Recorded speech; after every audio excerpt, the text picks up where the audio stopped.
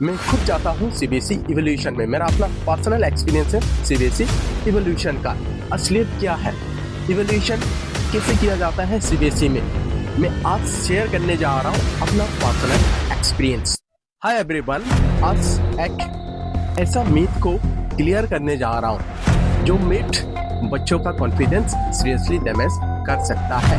वो मीथ क्या है, ये क्लिप देखिए।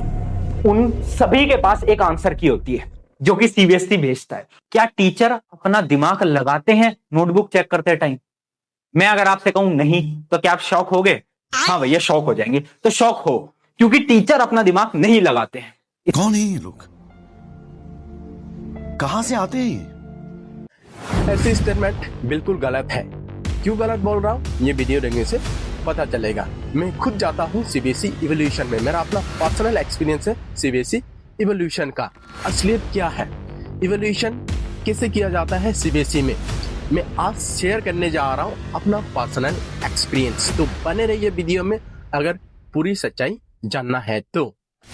इवोल्यूशन से पहले यही इंस्ट्रक्शन दिया जाता है कि बच्चों के साथ अन्याय ना करें। कुछ भी रिलेटेड आंसर लिखा है तो मार्क्स जरूर दीजिए, मार्क्स देने में कंजूसी ना करें। और जिन जिन बच्चों को 22 या 22 प्लस मिलता है वो सब बच्चों को पास करा दिया जाता है। इवोल्यूशन सेंटर में सबसे पहला दिन में एक पर्टिकुलर आंसर शीट का कॉपीज बना के हर एक इवोल्यूटर्स को दिया जाता है चेक करने के लिए मार्किंग स्कीम के साथ। इवोल्यूटर्स का मार्किंग चेक करने के बाद ज्यादातर अलग अलग आता है, किसी का ज्यादा किसी का कम। उसके बाद हेड एग्जामिनर के द्वारा चेक किया जाता है। अगर गड़बड़ी मिलती है इवोल्यूशन में तो समझाया जाता है कि इवोल्यूशन कैसे किया जाता है, कैसी मार्किंग देना है, कहाँ कहाँ में गड़बड़ी हुई है। उसके बाद पहला दिन में सिर्फ 5 कॉपीज ही दिया जाता है। नेक्स्ट डे से 25 कॉपीज दिया जाता है पर डे। तो 25 कॉपीज पर डे क्यों दिया जाता है इवोल्यूशन करने के लिए, क्योंकि इवोल्यूटर तो 25 कॉपीज से ज्यादा चेक कर सकता है, इसलिए सिर्फ 25 कॉपीज दिया जाता है ताकि चेकिंग जल्दबाजी ना किया जाए। जल्दबाजी अगर चेकिंग होता है तो इसमें बहुत सारे गड़बड़ियां हो सकता है, अनइवैल्यूएटेड क्वेश्चंस भी रह सकता है। यही रीजन के कारण सीबीएसई ने रूल बनाया कि पर डे सिर्फ 25 कॉपीज ही दिया जाएगा पर इवैल्यूएटर को। आपके आंसर शीट मिनिमम 2 बार और मैक्सिमम 5 टाइम्स चेक होती है। एग्जामिनर, को examiner, coordinator, additional head examiner, फिर हेड एग्जामिनर के द्वारा चेक किया जाता है। मिनिमम 2 बार तो होता ही है, क्योंकि जो एग्जामिनर है और उसका को एग्जामिनर होता है, एक ग्रुप में एक पेयर बनाया जाता है।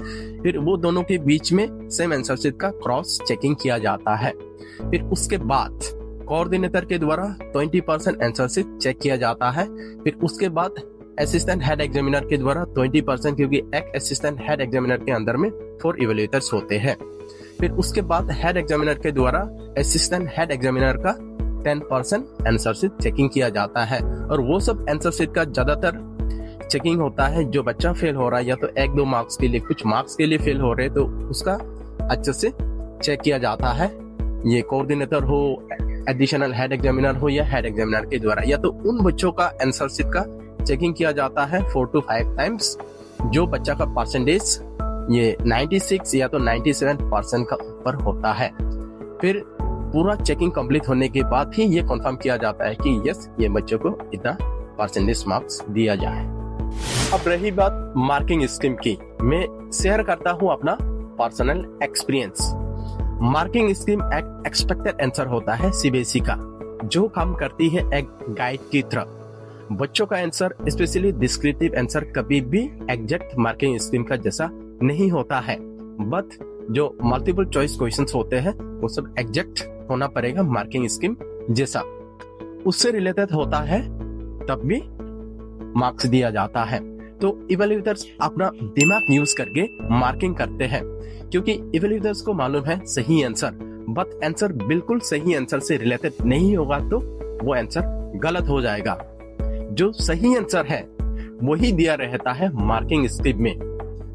जो आंसर मेरा दिमाग में है वही तो मार्किंग स्कीम में भी है।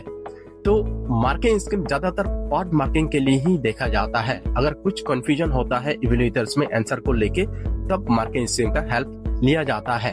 तो मैं आप एग्जांपल देता हूँ। अगर सीबीएसई में एक क्वेश्चन आता है कि कान को पकड़ना है, ठीक है, लेकिन सीबीएसई में ऐसा करके आंसर दिया हुआ है कि ऐसा करके पकड़ना है सीबीएसई में, ठीक है, लेकिन बच्चा ने पकड़ा है ऐसा करके, तो अल्टीमेटली कान ही तो पकड़ना है। अगर टीचर अपना दिमाग ही नहीं लगाएगा तो सीबीएसई मार्किंग स्कीम को ही फॉलो करेगा। अगर कोई बच्चा ऐसा करके कान को नहीं पकड़ते तो वो तो आंसर गलत नहीं हो जाएगा ना। तो टीचर अपना दिमाग लगाना पड़ेगा, यही दिमाग लगाना है कि बच्चा ने तो कान में पकड़ा है, अल्टीमेट ऐसा करके पकड़ो या तो ऐसा करके पकड़ो, लेकिन कान में तो पकड़ा है। तो इसलिए टीचर अपना दिमाग लगा के मार्किंग करते हैं। इसलिए ये कहना बिल्कुल गलत होगा कि इवैल्यूएशन का टाइम में टीचर अपना दिमाग बिल्कुल ही नहीं लगाता है।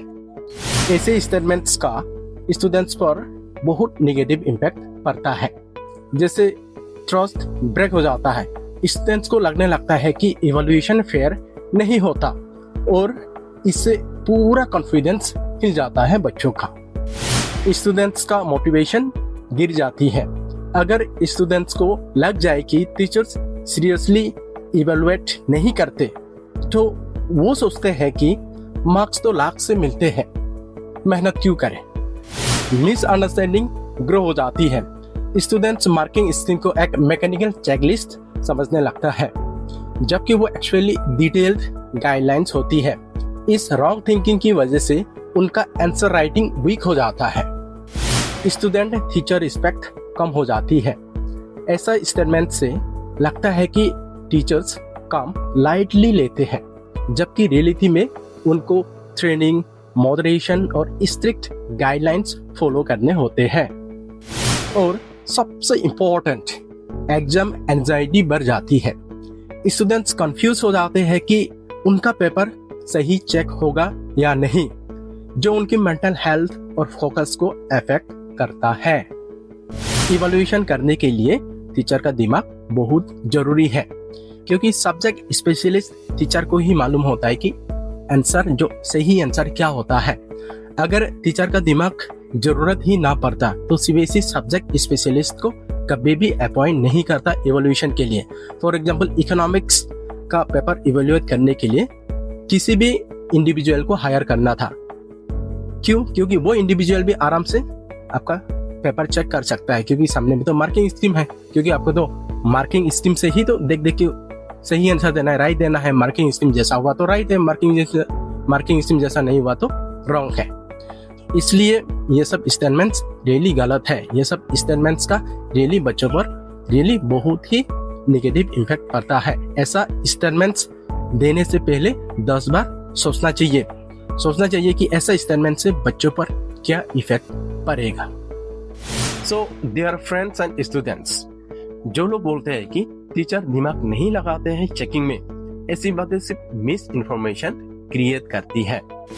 सीबीएसई इवैल्यूएशन एक structured, trend and monitored process है, जिसमें टीचर्स बहुत रेस्पॉन्सिबल वे में मार्किंग करते हैं अपना दिमाग के साथ और सिस्टम के दायरे में रह के, ताकि कोई भी बच्चों के साथ अन्याय ना हो। इसलिए मार्किंग स्कीम दिया जाता है। इसलिए नेक्स्ट टाइम जब कोई ऐसी बात करे तो उसे मिथ समझकर इग्नोर करना। अगर आपको ये एक्सप्लेनेशन हेल्पफुल लगा है तो लाइक, शेयर, सब्सक्राइब जरूर करें। Thank you so much. मिलते हैं नेक्स्ट वीडियो में।